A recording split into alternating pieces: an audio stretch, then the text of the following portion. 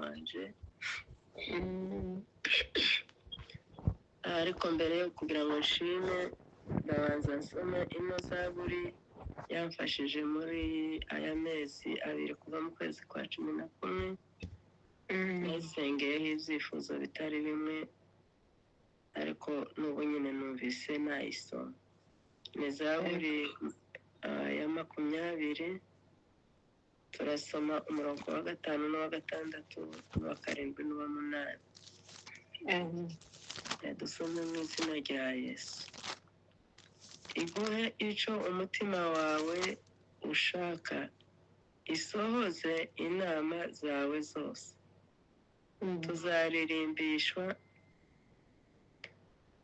Tuzaririmbishwa impundu n'agakiza kawe, kandi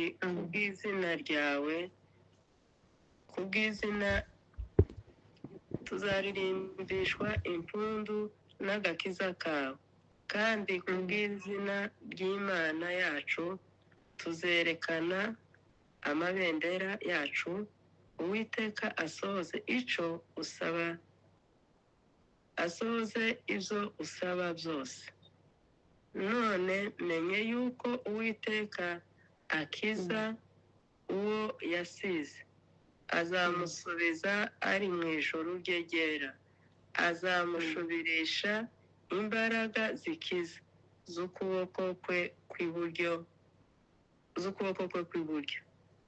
Bamwe biringira amagare, abandi biringira amafarashi, ariko twebweho tuzavuga izina ry'Uwiteka Imana yacu. Amen. Iyi zaburi niyo numvise nashima nk'Imana. Umuririmbyi yaravuze ngo biriho byinshi, ngo biriho zatuma dushima Imana. Shima Imana muri iki gitondo. Mbere ndashimira ku bwa nibature. Ndanumva mu mutima wanje hari icyo Imana yakoze gikomeye cyane ku bwa nibature. Nzanumva ku bwa nibature hari ikintu nungutse cyane. Izina ry'Imana rihabwa icubahiro. Shimiye Imana kubw'amagambo y'Imana tuzatwumvira aha hantu n'ubuhamya bwinshi, natwe twahavugiye ubundi bw'ibyo Imana yadukoreye bikomeye cyane. Ariko undi yavuga ubuhamya nkumva ibyo birakomeye cyane. Muri iki cyumweru hari ukuntu nasubiye inyuma nibuka ko bambaze tera 8:00 nabuze ubwenge, ngezindi 8:00, kandi nkaza numva umuganga karanyiyama, ariko yanyiyama kegura umutwe nkareba umuntu uri iruhande rwanje nkamugaya. Naje kubimenya amasaha ari menshi. Mwene data ngavuga ukuntu yagize iminsi 2 ava mu ziko, numva ni igitangaza gikomeye. Mwene data ngavuga ukuntu Imana yamurinze inyama z'abantu. Mana we, numvishije ari amashimwe akomeye ayumvikanira hakuri nibature. Shimiye Imana cyane kubw'ibyo tuzatwumvira ahangaha bikarema imitima yacu. Ikindi cyanteye gushima, shimiye Imana kubw'abana twagwajije. Hariho bamwe muri aya materaniro babimenye. Dutanga ibyifuzo, turasenga, ariko Imana ituyobora muri iri jambo. Niryo jambo twasengeyemo guhera uwo munsi kugeza uyu munsi wa none. Ndashimira Imana kuko hari icyo Imana yakoze. Izina ry'Imana rihabwa icubahiro. Ndashimira Imana kandi kubw'amagambo y'Imana yose batubwiye, guhera ku muvugabutumwa wa mbere watubwiye hejuru yo gusaba, atubwira mu mbaraga ziba gusa ukuntu tuza dusaba Imana ikatubwira ko turi babi cyane, ariko tukamenya guheza abana bacu ibyiza. Numva ndishimye. Imana yo mu ijuru ihabwa icubahiro.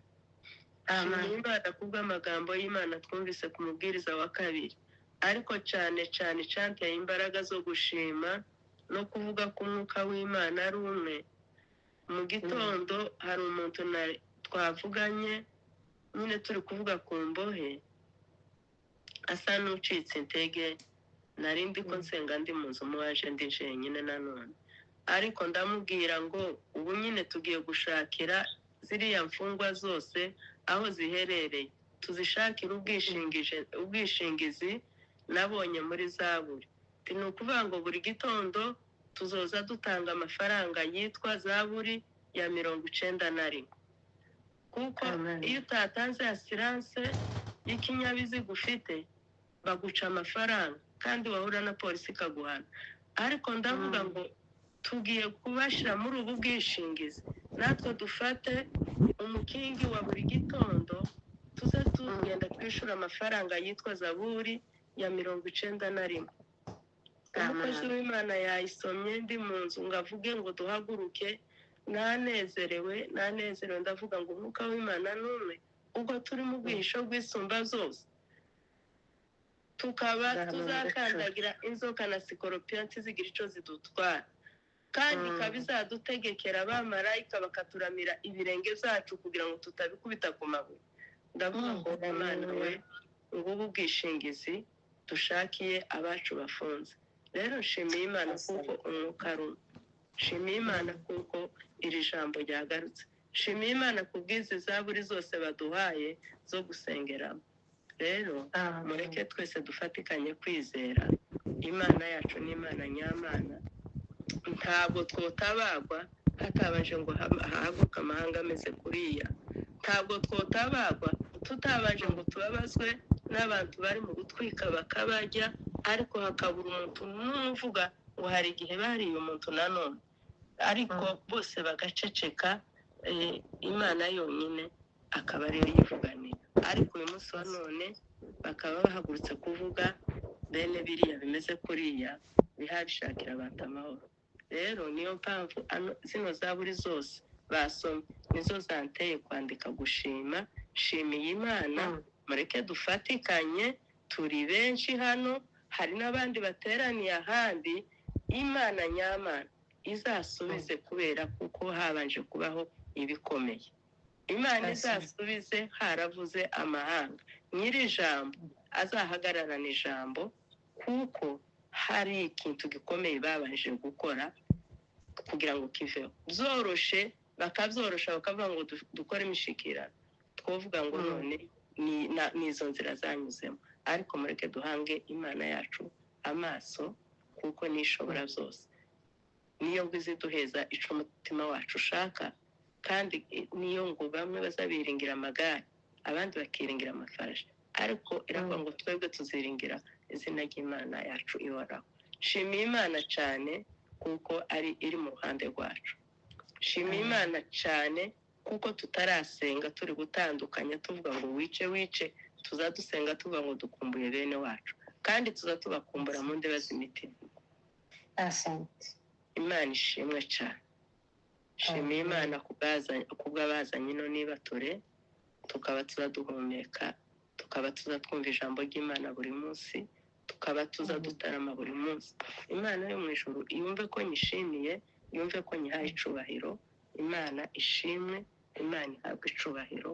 Imana ishimwe kandi kuko kuri bwo uko biri kose bameze kuri. Imana ishimwe kuko abiwacu nyine muri iyi minsi yatambutse bari bagize ibibazo, barabatwikira n'abanyarunundu, barabasahura, ariko Imana ishimwe kuko bagiye bahumeka. Imana ishimiye, Imana yumve ko nyihiguriye umuhigo imbere y'amateraniro y'abantu benshi bangana gutya. Amen.